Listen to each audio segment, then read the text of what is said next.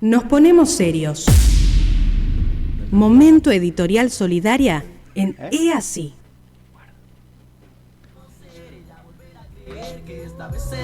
Le voy a pedir hay un videito que le pasamos, si me hacen el favor, porque la verdad que es importante. ¿Sí? ¿Lo tenemos por ahí? El Ahí analfabeto vamos, tranquilo. político, Ahí va. el peor analfabeto es el analfabeto político. No oye, no habla, ni participa en los acontecimientos políticos. No sabe que el costo de la vida, el precio del pan, del pescado, de la harina, del alquiler de los zapatos o las medicinas dependen de las decisiones políticas. Por eso hablo de que México es de los países con menos analfabetismo político en el mundo, que eso es lo que hemos logrado. El analfabeto político es tan burro que se enorgullece e hincha el pecho diciendo que odia la política. Esto seguramente lo han escuchado en alguna conversación. No sabe el imbécil que de su ignorancia política nace la prostituta, el menor abandonado y el peor de los bandidos, que es el político trapacero.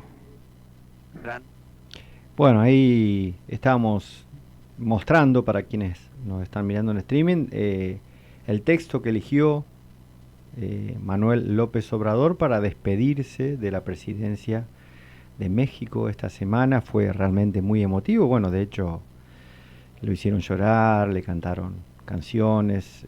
Ustedes saben que los mexicanos son muy histriónicos también, muy divertidos, y bueno, estábamos en una época muy muy negra de México también, y creo que López Obrador ha permitido cambiar esa impronta, ¿no? Volver a la impronta histórica mexicana, ¿no? Y es un tema recurrente de nuestras editoriales, la cuestión política, ¿no? Cómo hay un montón de gente que no le interesa la política y además no vincula la práctica política, no vincula la dirigencia, las decisiones de la dirigencia con su vida cotidiana, ¿no?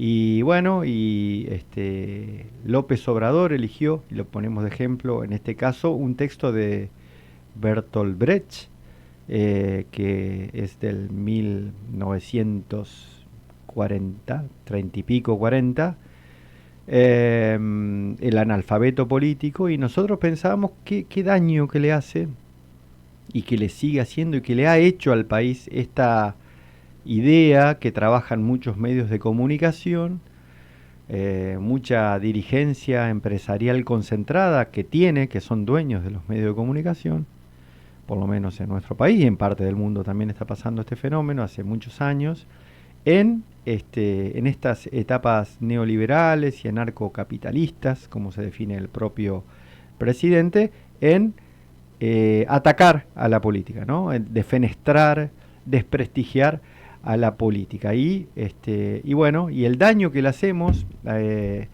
desde muchos sectores también de la dirigencia, de aceptar esta cuestión de la política que es sucia, digamos, ¿no? De que ensucian la política, al no decir, al no expresar, al no callar, al callar políticamente, o sea, al aceptar este rol que nos asigna el mercado para decir: usted no haga política, cállese la boca, la política es sucia, todos los políticos son corruptos, y bueno, y no hay que destruir la política, ¿no? Y así nos está yendo, ¿no? Primera conclusión. La segunda cuestión es la que charlábamos antes de iniciar esta editorial, que es la cuestión de la marcha universitaria y por la educación pública, ¿no? Ahí nosotros muchos de los que fuimos a la marcha observamos, nos gusta mirar los fenómenos, ¿no? Cómo hay una brecha, de alguna manera, intra o intergeneracional. Sobraron los análisis de lo que fue la marcha y lo que significa esta nueva marcha estudiantil en todo el país y la transversalidad política, la pluralidad, todo el arco estuvieron presentes, todo el arco político, ideológico estuvieron presentes en la marcha, menos las y los que no estuvieron. Y el significado que esta potencia, que esta potente marcha en toda la Argentina, en las principales ciudades, pero en toda la Argentina, en localidades muy chicas también se manifestaron a favor de la educación pública y la educación universitaria, tiene para los parlamentarios, ¿no? ¿Qué van a hacer con eso los diputados nacionales? ¿Qué van a hacer con eso las diputadas nacionales? Bueno, es una cuestión que a nosotros nos va a tener expectante todos estos días, sobre todo a quienes actuamos en política justamente, ¿no? Y eso de la brecha, digo, intra o intergeneracional, referimos o vimos muchas y muchos de nosotros que participamos que hay un vacío entre la mayoría de los que hoy pueblan las marchas, estudiantes, jóvenes, mucho colorido, dan color, dan música, mucha música, muchos instrumentos, y la ausencia notable de quienes tienen, porque yo estoy ya más viejo que eso, más grande, entre 30 y 50 años, ¿no? Hay una o dos generaciones que es como que están ausentes de la actividad política, de la actividad gremial, de la actividad partidaria, y bueno, y se nota mucho en las marchas, eso están los jovencitos, las jovencitas, y están los que tenemos más de 50, y bueno, ese agujero generacional también dice algo en términos políticos. Lo que sobra es la alegría, ¿no? Decimos, realmente es muy, muy emocionante, muy fuerte ver la alegría con la que se apropian del escenario público, de la escena pública, de la calle, las nuevas generaciones, y también nos remite a algunos años atrás en los cuales hubo un reverdecer de la militancia política, de la militancia sindical, de la militancia estatal, pública, si se quiere, barrial. Bueno, hoy estamos viendo algo parecido en el sector estudiantil. Vimos la Noche de los Lápices, por ejemplo, la conmemoración de la Noche de los Lápices hace algunos días atrás, una gran movilización estudiantil de estudiantes secundarios, y esta semana, el miércoles, vimos una enorme cantidad de jóvenes y adolescentes en la marcha de la defensa de la educación pública y de la educación universitaria. Hay un ataque, pasamos a otro tema, hay un ataque que tiene que ver con esto también, ¿no? Con el veto, a la ley de promoción de la educación pública, de la universidad, etcétera. Hay un ataque en todos los frentes a los derechos cívicos y sociales, ¿no? El ataque que justamente, y no es casual, es de aquellos que no estuvieron en la marcha, ¿no? Los que atacan y los que suprimen, recortan derechos cívicos y sociales, no estuvieron en la marcha. Esa expresión política. Y dijeron, obviamente, que defenestraron, de nuevo vuelvo al punto de AMLO, de Manuel López Obrador, que se politizó la marcha. Y sí, claro, hermano, hacen política los chicos, las chicas, nosotros, todos hacemos política, ustedes hacen política, defenestran la política, defenestran el Estado, pero usan la política. Bueno, de hecho, para el veto, Milei está haciendo política para conseguir adhesiones para que bloqueen la ley de promoción y de apoyo a la educación universitaria. Entonces hay un ataque, decimos, ¿no? Y no es casual que quienes nos atacan no estuvieron en esa marcha, y hay un ataque desordenado porque es apabullante, es como una ametralladora de golpes, sobre cada una de las políticas que consagran o consagraron derechos laborales y sociales. Son como dos categorías que están siendo atacadas permanentemente. Ese mismo ataque y cruel, a nuestro juicio, es el que está engendrando el ataque que nos hacen a las políticas sociales y a los derechos laborales, es el que está engendrando la semilla que se le va a contraponer, ¿no? Que ya se está viendo, reitero, en las calles, y esa semilla va a gestar, está gestando, tal vez más lento que lo que muchos y muchas deseamos, una alternativa desde la institucionalidad. Nadie quiere tumbar ningún gobierno, nadie quiere muertos en la calle como en el 2001, nadie quiere saqueos, etcétera, pero sí vamos a poner nuestras mejores energías en que ese gen de resistencia, ese gen de esperanza, germine, digamos, ¿no? Esa semilla germine y se construya una alternativa institucional a este gobierno que no estuvo, reiteramos, en la marcha plural, en la marcha federal el miércoles pasado. ¿Cuál podría ser la síntesis de esto que tratamos de poner en palabras? Una figura. Vamos a elegir una figura hoy, porque ya sabemos que toda subjetividad es siempre arbitraria, elegís un tema y dejás de lado otro. El Estado ausente y el Estado presente, ¿no? Dos figuras. El acto de auxiliar al que se queda atrás o se cae o queda más rezagado, en términos sociales estoy hablando, ¿no? Que no es justamente lo que propone esta política. Construir una estatalidad desde la austeridad de los actos de gobierno, pero además desde el concepto de la justicia distributiva, desde la inclusión, desde la ampliación de derechos, la inclusión con derechos, ¿no? Queremos incluir a la gente no únicamente para que llene el plato de comida, sino que para que tenga derechos.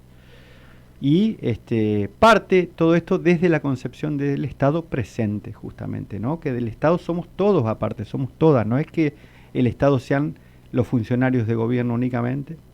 El Estado no es Vicentín, ¿no? O sea, el Estado no es Vicentín.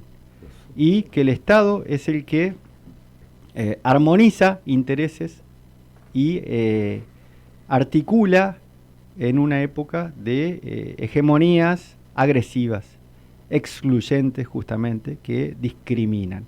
Mueve la dama, Cristina Fernández de Kirchner, movió esta semana, y hay una rápida centralidad que recupera con arte y paciencia estratégica aquellos que conducen, aquellos que conciben y ejecutan la conducción de los espacios políticos, de los movimientos. Volver a Perón, decimos nosotros de alguna manera, ¿no? Cuando ya anciano volvió como presidente de los argentinos en el 74, esa vuelta le costó 18 años de estar afuera de exilio, de defenestrar al tirano ausente o depuesto. Y una de sus frases preferidas, ¿no? En ese 73-74 mítico que se vivió en Argentina, conflictivo, traumático, dramático desde el punto de vista social, político, de la violencia política instalada entre los argentinos, es: detrás mío vendrán los que bueno me harán, decía, ¿no? O sea, como diciendo, bueno, mira, déjalos que hagan, que es mucho de lo que escuchamos hoy en muchos ámbitos. No, déjalo que se cae solo, déjalo que ya la misma gente que lo votó está enojada con él, déjalo que todas y todos los jóvenes, por ejemplo, y que es una de las preocupaciones centrales del gobierno nacional, una gran cantidad de jóvenes que votaron este gobierno, que eligieron esta opción política de Milei, por descarte o por lo que sea, o por enojo, hoy están siendo afectados directamente con este recorte de derechos presupuestario, el ataque a la educación pública, etcétera, etcétera, etcétera.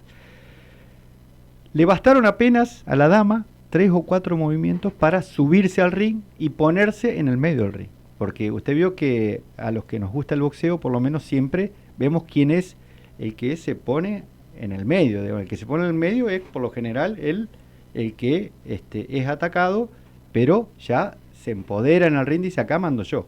Esa es la figura, lo simbólico, ¿no? Y por lo general, en un ring los combates son de a dos. O sea, aunque a veces parezca que a ella le pega el del costado con el banquito, pasa el referee y le da una en el riñón, inclusive hasta el vendedor ambulante le tira una manzana en la cabeza. Parece eso, pero los combates son de a dos. ¿Por qué digo esto? Porque claramente se va configurando en la escena política en la Argentina un combate de a dos. Y esas dos figuras vuelve a ser el peronismo y vuelve a ser el libertarismo. Y hay un excluido claramente en esto, y que es el macrismo, ¿no? De a poco hay una fagocitación de parte del libertarismo que se va comiendo al PRO, se va comiendo al macrismo y va componiendo un escenario de combate político entre dos. Para muchos significa que apareció la chorra, ladrona, puta, montonera, etcétera, la que nos trajo hasta acá, la miseria, bla, bla, bla. Y para muchas y muchos de nosotros, y lo hablamos ayer en esta mesa, y lo miro a Pablo, lo hablamos con Marilyn Sagnún también, significa que vimos una lucecita de esperanza, y vimos esto de que también el amor vence al odio de alguna manera, ¿no? Porque apareció en La Matanza con los curas villeros, con una señora en silla de ruedas que la abrazaba. Benito me hace cara, pero permítame, Benito, como conductor, pensar esto y sentir esto, que ayer lo hablamos con Marilyn y lo hablamos acá en esta mesa, cómo de a poco nos van poniendo en una esquina aquellos que dicen usted no tiene derecho a manifestarse políticamente y a tener una identidad política, ¿no? Y reapareció esta idea para muchas y muchos del 50-50, 50 y 50. Reapareció nuestra voz en ausencia de muchas voces. En ausencia de muchas voces, con estatura y sabiduría, y esto corre por mi cuenta, reapareció también el camino que creemos, muchas y muchos, que nos va a ayudar a dar una salida a tanta desazón y tanta crueldad, ¿no? Hoy dijimos temprano que es el Día Internacional del Mutualismo. Como todos los años, el primer sábado de octubre celebramos el Día del Mutualismo, un movimiento nacido para que las comunidades resuelvan colectiva y solidariamente sus necesidades. Y solo vamos a decir que, como una cantidad enorme de derechos y de buenas que nos pasaron como sociedades y comunidades, también fue instituido en 1945. Bienvenidas, compañeros, gracias don Ramiro Jorge, por llegar y acompañarnos a este programa número 27 de Así, ya la estamos viendo. Te protegía y perdió un ojo por una espada.